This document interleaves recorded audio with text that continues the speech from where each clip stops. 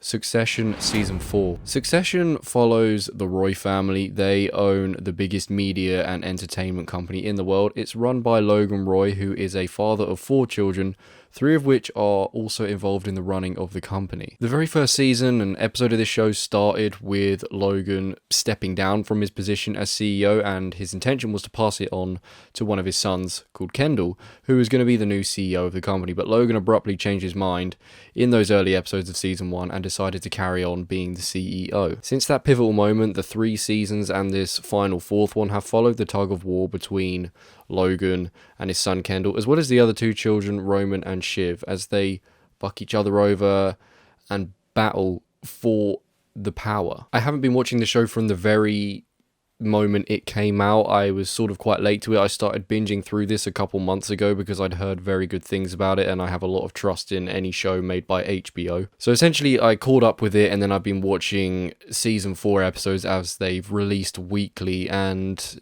you know, when I got to the start of season 4, when I finished the 3 seasons that had already been out for a little while, I realized I was watching one of the best shows ever. Season 4 of this show starts off with the kids Kendall, Roman and Shiv attempting to outplay their dad Logan after he cuts them out of the company at the end of season 3. Betrayal is quite a common theme in Succession. If you've seen it, you know that people are constantly trying to screw each other over in order to advance themselves. And now the kids are trying to fuck over their dad so that they can get their company back. Alongside all this, Logan is attempting to sell his company Waystar to a billionaire called Mattson, who's played really brilliantly by Alexander Skarsgård. So we have our plot, we have our beefs, and we're set up nicely for a final season, even though it feels like this show could go on longer. Of course, I'm going to get heavy into spoilers here.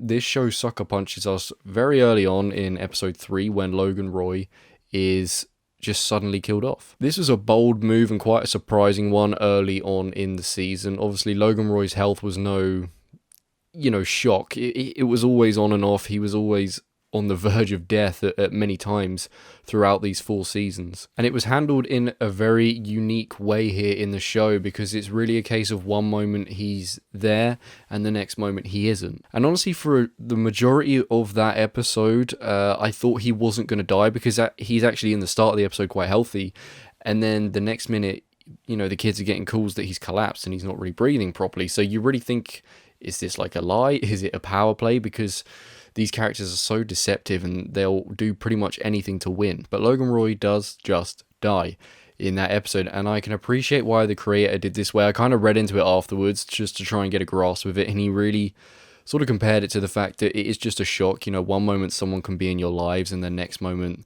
they're gone. There was no goodbye, there was no farewell, and for the kids, they didn't even get to see him or speak to him in his dying moments, which I think was an effective way of implementing it into the show. Whilst it can be shocking and you think that's a weird thing to do when you're watching, it is effective. After all of Logan's health issues in the past, and as I said, the times he's nearly died on several occasions, it's no wonder it ended this way for him, because the very first episode is him nearly dying. So, it's been a long time coming. And the beauty of all this is that the reason he never stood down as CEO in that very first season at the very start was because he didn't think Kendall or any of his kids were capable of running the company like he could. And ironically, it's the thing that's killed him off in the end. It's the fact that he had to carry on running the company because he had this belief that no one could do it like he could. But he did need to retire. He did need to step down because of the stress. And ultimately, it was the death of him. The removal of Logan Roy had me worried that the show would drop off, like it would feel emptier, but it barely did. If it did, it was minuscule. The rest of these brilliant characters, from the kids to Tom to Greg to everyone else involved, kept this show at peak entertainment despite the loss of Logan Roy, portrayed so damn well by Brian Cox. This pivotal moment flipped the series on its head, because now you have Kendall, Roman and Shiv obviously trying to get back involved with the company. Now it can be theirs because they're the heirs in a sense. But you've got Roman and Kendall trying to fuck up this deal with Mattson purchasing the company. And then you've got Shiv, who's actually playing her own little game because she wants the company to get sold so that she can, have a higher position in it all. So despite the death of their father, they're still all trying to outplay each other, as they have been for the rest of the seasons. And what entailed in the rest of the season after Logan's death was just peak television. The power plays, the betrayals, the arguments, the emotion, the chaos, the humor. It was all glorious. It was all masterful writing and directing and acting, and accompanied by an elite soundtrack. This show feels very grounded and self-aware, despite its characters. You know, that they may be high status, they may be top of the food chain, but they're also human. They know how the world works, and they're also dealing with brutal emotions because of the constant family ruckus and drama that they're involved in. And there was quite a lot of build up to this finale episode. This finale episode is all about the vote. It's about the board vote, whether to sell the company or whether to keep the company. And in order to keep the company, it would mean Kendall being the CEO, something that nearly happened in the very first episode, and it's come full circle. Once again, he's back in that position where he could finally take over. And he needs Roman and Shiv on board in order to swing the vote so that he can finally become the CEO. But what unfolds is really quite sad and quite tragic, as you see that family loyalties do not, sustain here, because Shiv decides to fuck the deal. They like to say that along, we're going to fuck the deal.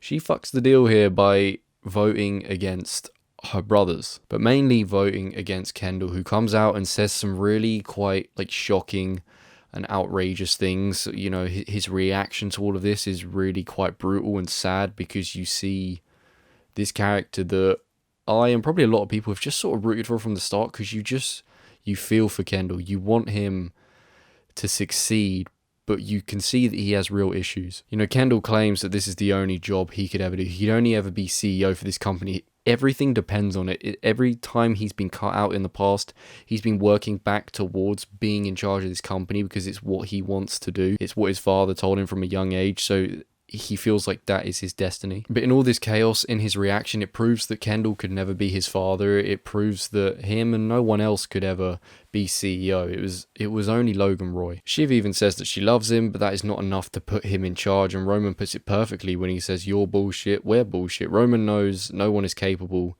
of doing what Logan did. And as I said, it was tragic, because you kind of want the company to stay with these three kids. You want them to run it and continue their father's legacy, but throughout the show you've seen the collisions between these kids and Logan, and you've seen why really it would just never work even if you want it to. Kendall has shown that he's just too much of a mess to ever run it. Roman has shown that he has no backbone, and Shiv has shown that she's never been taken seriously, and it almost gives her no intention to ever want to do it. It's quite a bittersweet ending really, because these three characters of Kendall, Shiv and Roman have come this far, and in the end they've lost it all anyway.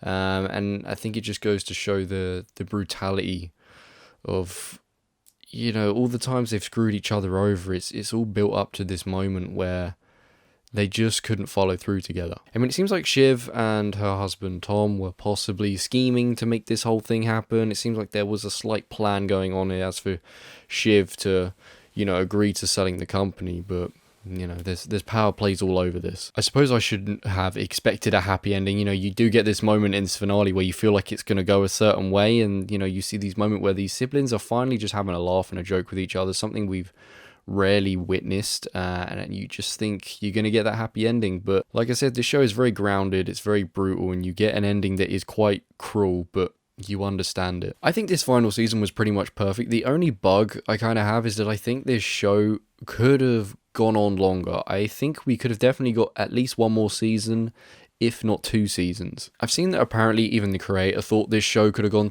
for 5 or 6 seasons overall. I'm not sure what the reason for that not happening is, because a lot of people are really into this show. Maybe it doesn't have obviously that grand sort of pull, or people don't know about it like they know other shows like a Game of Thrones or a Breaking Bad. So maybe it's the demand was not enough. I'm not sure what that's down to, why they couldn't carry this on for longer. It just does feel like there's an element of abruptness in this final season. Obviously, in seasons 1 to 3, a lot happens, but it feels like it happens slowly, and it feels like you can really space out pivotal moments to just one a season.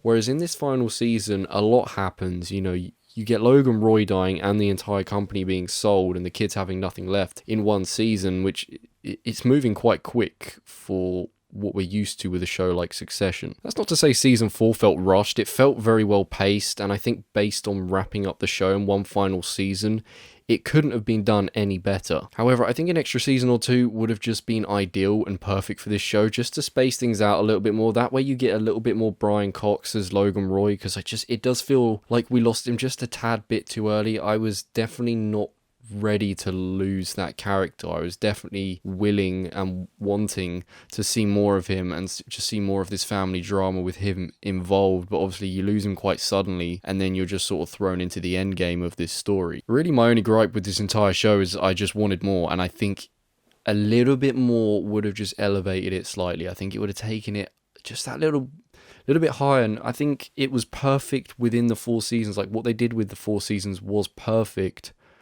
but it could have been better had there been more. But overall, this is an incredible show. It's one of the best I've ever seen. I would give season 4 of Succession a 9.5 out of 10. I would give the show as a whole a 9.5 out of 10. And on the rewatchability rating, I can see myself rewatching this occasionally, you know, going back every 2 or 3 years and just going through this, because I think it really is such a high quality show. If you've seen Succession, let me know what you think about it. If you haven't seen it, go watch it. It's really damn good. Thank you for watching, and I'll see you in the next one. Bye-bye.